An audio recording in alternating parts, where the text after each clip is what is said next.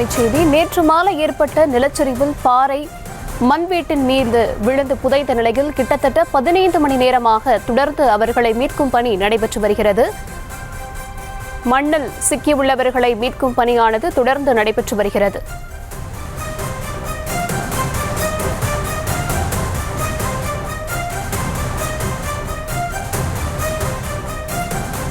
சசிகுமார், வணக்கம். கிட்டத்தட்ட 15 மணி நேரத்தை கடந்து இந்த மீட்பு பணி நடைபெற்று வருது.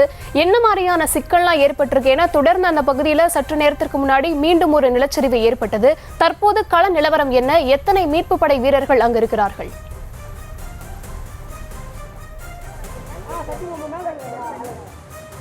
வணக்கம் தர்ஷினி. திருவண்ணாமலை அருணாச்சலேஸ்வரர் திருக்கோவிலுக்கு பின்புறம் அமைந்துள்ள இந்த மலையானது சுமார் 2668 அடி உயரத்தை கொண்டிருக்கக்கூடிய இந்த மலையாகும். இந்த மலையானது கல்மலை மற்றும் செம்மண்ணினால் ஆகக்கூடிய இந்த மலையாக பார்க்கப்படுகிறது.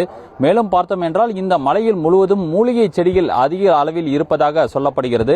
மேலும் பார்த்தோம் என்றால் இந்த பகுதியில் இருக்கக்கூடிய இந்த மலையில் சுமார் நேற்று மாலை 100 அடி உயரத்தில் இருந்த மண் மற்றும் கற்கள் பாறாங்கற்கள் சரிந்து வந்ததாக சொல்லப்படுகிறது. நேற்று அந்த புயலின் காரணமாக இந்த பகுதியில் முழுவதுமாகவே திருவண்ணாமலை நகரப்பகுதி முழுவதுமாகவே அந்த நிலச்சரிவுகள் மற்றும் ஏற்பட்டதை தொடர்ந்து அந்த பகுதி முழுவதும், அதாவது அருணாச்சலேஸ்வரர் திருக்கோயிலுக்கு பின்புறம் அமைந்துள்ள அந்த மலையின் அடிவாரத்தில் இருக்கக்கூடிய அந்த பகுதி முழுவதும் அது ஒரு பதற்றமான சூழ்நிலையானது ஏற்பட்டது. மேலும் பார்த்தோம் என்றால் அந்த பகுதிக்கு உடனடியாக மாவட்ட நிர்வாகம் மற்றும் காவல்துறை, தீயணைப்புத் துறையினர் அந்த பகுதிக்கு வந்து அந்த பகுதியில் இருக்கக்கூடியவர்களை மீட்கும் முயற்சியில் ஈடுபட்டனர். தொடர்ந்து 17 மணி நேரத்திற்கு மேலாக இந்த முயற்சியானது மேற்கொள்ளப்பட்டு வருகிறது. மேலும் நேற்று இரவு 12 மணி அளவில் தேசிய பேரிடர் மேலாண்மை குழுவினரும் 30 பேர் கொண்ட ஒரு குழு இங்கு தொடர்ந்து அந்த மீட்கும் பணியில் ஈடுபட்டு வருகிறார்கள்.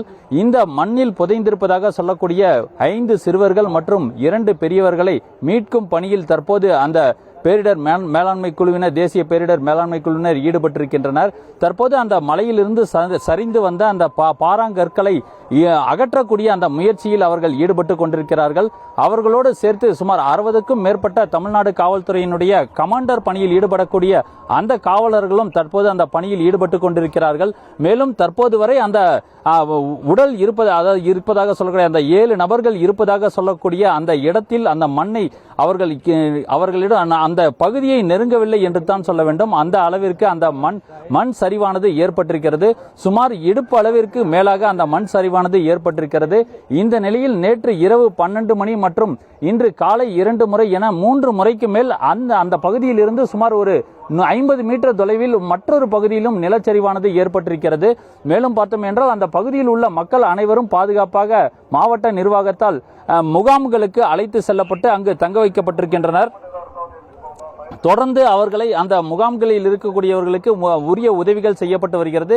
அதேபோல் தற்போது பொதுப்பணித்துறை அமைச்சர் ஏவா வேலு தற்போது அந்த பகுதியை பார்வையிட்டார். அதனை தொடர்ந்து அவர் தெரிவிக்கையில் மேலும் பார்த்தோம் என்றால் அந்த சாயல் மண் டெஸ்ட் எடுப்பதற்கு ஆய்வுக்குழுவினர் வருவதாகவும், மேலும் சென்னையில் இருந்து IIT நிறுவனத்தை சேர்ந்தவர்களும் தற்போது அந்த பகுதிக்கு வருவதாக தெரிவித்திருக்கின்றனர்.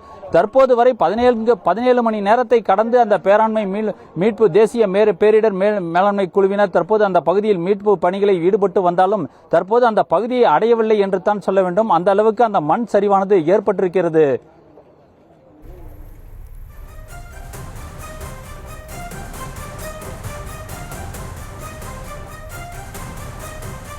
சசிகுமார், கள விவரங்களுக்கு நன்றி.